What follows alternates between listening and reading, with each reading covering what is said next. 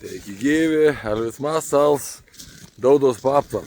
Šeros gyvūnėlį žiūri, visą jam tvarko, ar nėra kokių nelaimių, dar kas nors.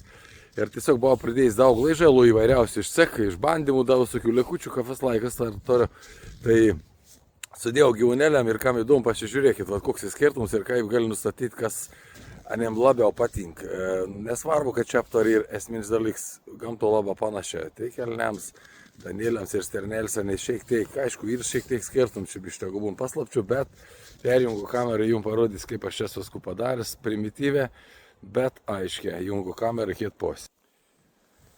Nu, va, matot, ir visokių, kažkada buvau į nupirkis testavimų tokių, va, matot, koks jis skirtumas tarp vieno ar kitų.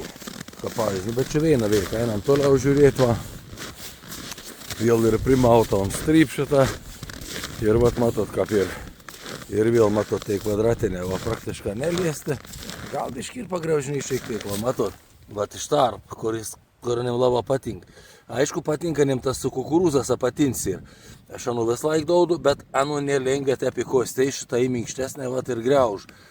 Bet ir skonis patinka, matot, ir čia va visur kapį ir nugriaužta nulaižyta, va, ir toliau einam dar prie kitų. Sakaus laik pas mane aptar viskų ir daug, graniai tikrai niek nestoko.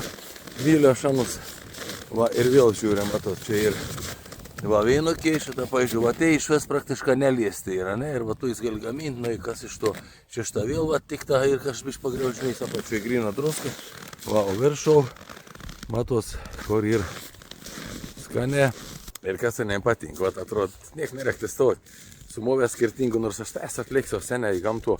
Daug esu primovęs ant šalia vienskėt pridėjęs ir stebi, kur žvėris prie katru atei.